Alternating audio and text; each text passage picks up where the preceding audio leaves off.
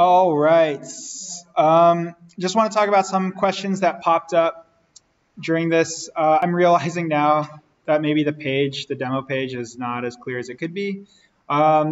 Things I apologize that I glossed over that are actually quite important.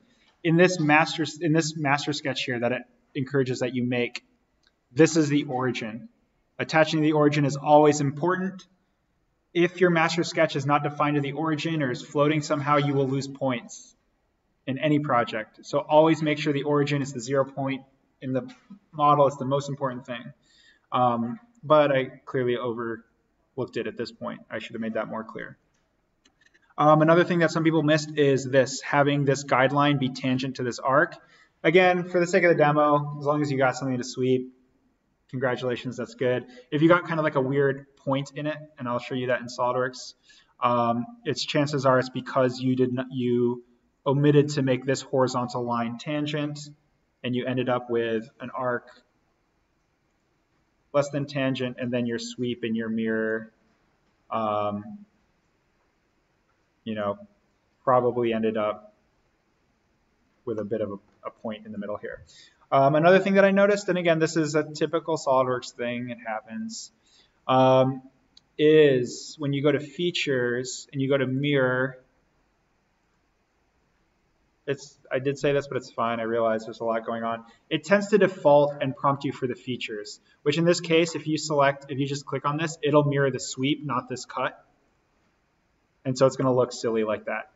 So just be sure that you mirror the body when you get it. Those are the two things that popped up. Are there any more questions on that? Okay, I'm going to take like a really brief, like 10 minutes, hopefully no more, to just talk about handle embellishments. We can get more into it next class if there's time. But I want all of for project 2, these handles, knobs, feet, appliance, I want it all to feel real, because this is another major component of this class, is believability. And again, we're observing details. That's kind of the goal with design show and tell. So as a very simple modification of this, actually getting a bit ahead of myself, another question during the break was, the homework is 3 handles. They should all be swept. I give you all permission for this to count as one of your 3 handles for homework. For project 2, though, this would be too simple. It needs to have a little bit more to it, and it should match your brand language. I'm assuming that not everyone is going to have this identical handle. The other question about the homework and the 3 handles is, does the homework all need to be in the same file? And the answer is no. And in fact, I would request 3 different handle files for the homework. So you're allowed to use the demo as count towards your homework, but make 2 more. Play with the sweep angle, play with the profile, what have you. Okay, are there any questions on that before I move on? So what are some things you can do to make your handles different? This is what I want to show you now, and to make it more believable. So some workflow in SolidWorks, there's this bar at the bottom. It's like a rebuild bar. You can drag it up to like work on different parts of your model. So like if I drag it to here, it has just the sweep and nothing below it. And so now I can add something in the middle of the tree. This becomes more useful the bigger your files get. So in this instance, we have this mirrored, but if I want to work on the handle and I don't want to do the work twice, I might drag the rebuild bar up above the mirror and start working on this. So what are some things that I might do to make this real? For example, I might make a sketch on this front plane. And if I toggle this on, I have this line here. I can convert entities again. And I might add a part line to the handle, because this would be a really chunky piece of plastic.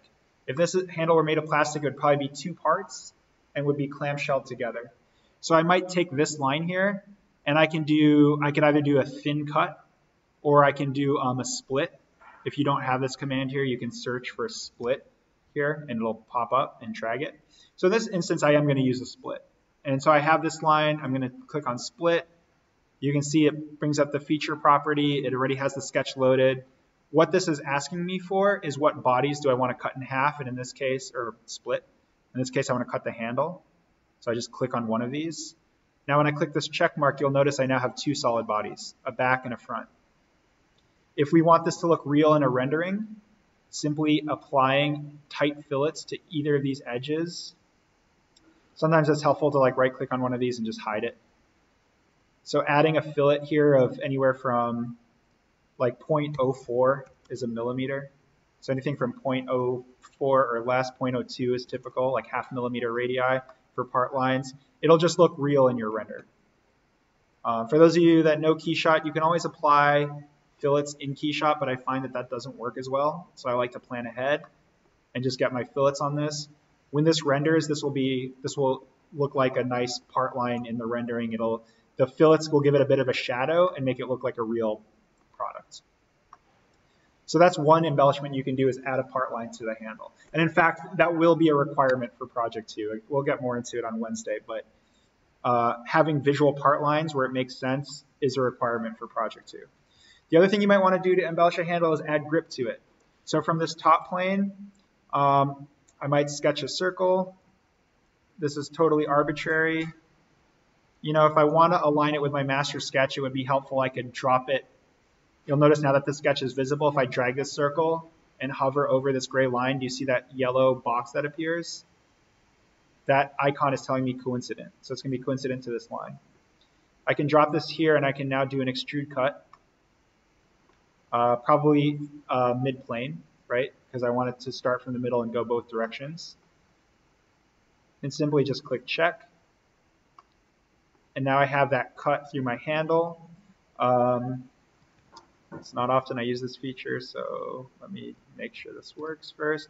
What I might do is take a front plane and again, this is where the master sketch comes in handy. You'll notice I keep copying this arc. I keep using it for multiple things. So in this instance, to be honest, I'm a little unprepared for this. We're going to see how this works. I'm going to go to a curve-driven pattern. And the direction that I want is this sketch that I just created, sketch 8. And here I am going to pattern a feature. I'm going to pattern this cut. Let's see if this works. This may not work.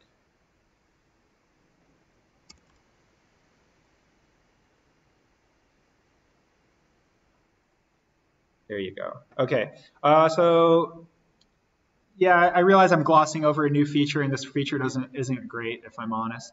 The error here is that it was trying to do the feature in the wrong direction. So simply by clicking, this icon is universally used in SolidWorks. It just means reverse direction. It's these two arrows. Let's see if I change this number bigger. Does this space this out? It appears to be working.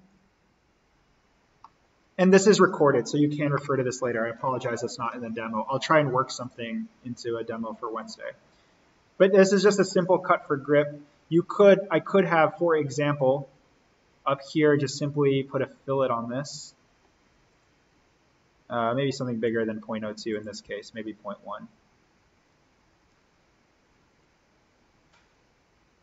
And now I think in this, let's see if I can take this pattern and add the fillet as part of the pattern and see what happens. That might work. There you go. So those are some simple embellishments you can do to a handle. On Wednesday, we'll talk about bezels and bevels. So like where a product, where the handle attaches to the toaster. It's pretty common for there to be like a small part that kind of covers and makes the transition look a little prettier. It's called a bevel. I'll see if I can find examples here, again, maybe for Wednesday. But now simply once you add these embellishments, when you drag this bar back down for your mirror, you'll notice that some things kind of change, right? So the mirror had only selected the top body. It's not aware of the split. So in this instance, you have to edit the feature. Under bodies, you want to select the bottom as well. We'll see what happens with merge solids checks. We'll see if it keeps it as 2. Okay, so it didn't like that. You'll notice now it only selected 1. Let's go back and edit this. Oh, sorry. Okay, that did work. Leaving merge bodies checked, SolidWorks is smart enough to know to only merge the bottom and the top. You'll also notice now, though, that when I drag this down, this fillet has a red X. It failed because we've now replaced that fillet with a part line. So we simply go ahead and delete this. If you wanted to leave that in, you would probably drag that above your cut. You can rearrange tree items. It's very possible to take a feature and drag it. Often it doesn't, well, it will matter because, for example, I can't drag this feature above the split because it's made from the split. but I could probably drag this fillet like all the way down if I wanted to. So just know that the tree is editable in that way. Are there any questions on this embellishment of this handle? Okay, just wanted to give you some opportunities. Again, you can change the path, profile, add some part lines or grip, play with it. Yep. Okay, moving on. The next thing I just want to do is, are there any questions on the homework? And dedicate some time to that. Again, I feel pretty confident based on what I saw. If there are no questions, I can address just some general things I did see, but I want to start with any specific questions. Remind me again, what was your question, Armando? You had one at the beginning of class. Oh, it was about mating to construction lines. Let's see if we can mess with that. That was a good question. So I'm just going to go ahead and hide this handle. Simply just click the eyeball, turns it off, or you can suppress it. So I'm just going to put this handle in that I just built. So here's a construction line point. I believe you can simply click on the paperclip. It brings up this mate saying, hey, what do you want to join? I believe I can click on the face of the door. And I believe I can click on this point here.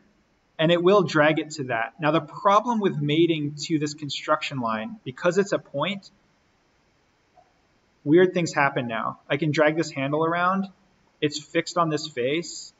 But again, because it's a point, it has no guidance as to what it should be doing. It's just kind of rotating about that point on that face.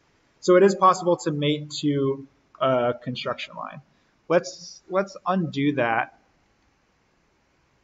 and look at maybe a better way to mate to a construction line. Let me think about this. You might, for example, say, I mean, often mates are done in stacks and in combos to correct for issues like that. So you might want to say hey, make this face and this face parallel, right? And then that will always keep the orientation the same. And now it might make more sense to mate from this point to this face. It's kind of an extra step. It would have been better instead of that parallel setting to just make them coincident like the demo showed you. But that's a better way to use that construction line mate, is to pair it with something else to control it. The handle that I gave you all for one of the things that I saw happen, and I think it might have been related to the door being hidden, is sometimes like the model comes in not as you intended. So again, let's say insert component, and again, I'll just put this in here. Where did you go? All right, sorry.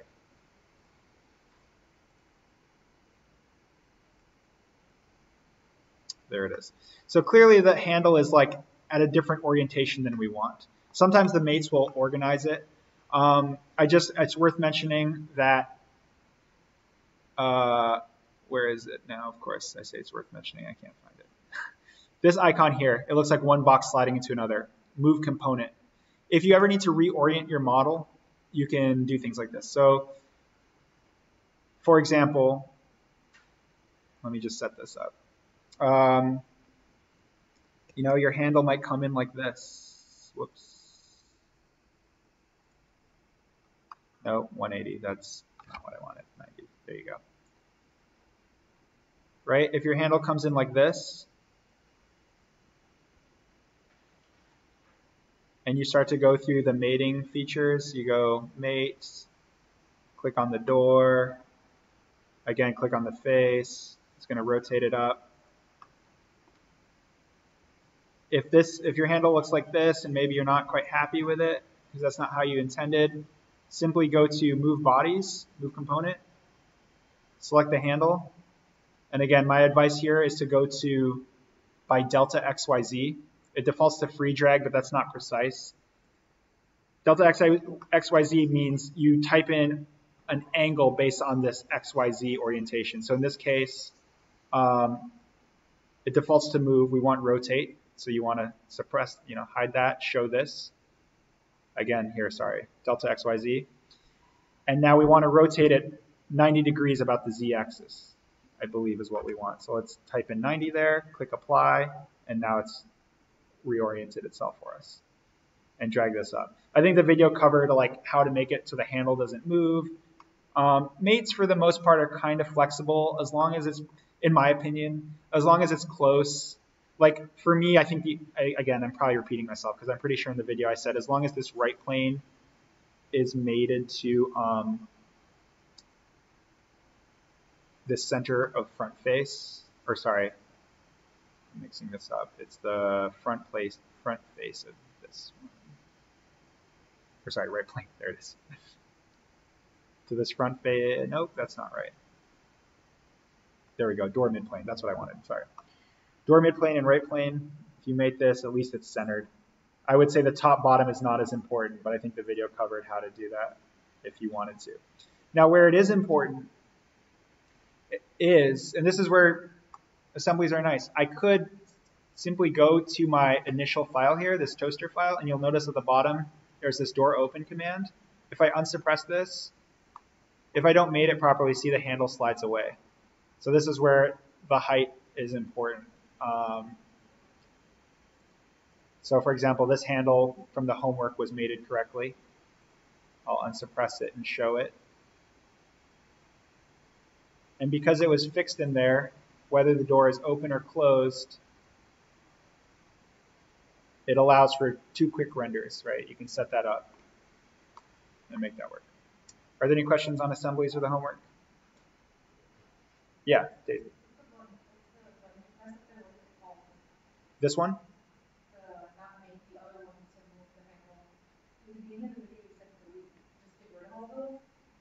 Oh, did I? Sorry. Move component. Yeah. Yeah, move component. If you don't have it, you can type it in here. And you can simply just drag it back. You know what it is? It's because, okay, thank you for that question, Daisy. Yes, my settings for my assembly is not updated. This is what I'm used to, and I just talked about it without being aware of it. You are all used to this layout, which is called the command manager. It's right here. So it is in the assembly tab, move component, it's labeled. Actually, I'm glad this came up. For what it's worth, there's different views for SolidWorks. Up until this point, I have been having all of you work with the command manager, which is perfectly, I think for someone learning SolidWorks, it's more clear because it has text in it. If you don't like the command manager, I believe by right-clicking and unchecking command manager, it'll go back to the default of what you saw with that stuff at the top, which is, if that's your preference, if you want like a cleaner workspace, you can totally turn the command manager off and do that. Was there another question that I saw over here? Okay, sorry, not to go. Does that answer your question, Daisy? So yeah, move component. Anything else? Again, from what I saw, you all did. It looked successful. Was it clear? Other than I realized there were some error issues, but okay.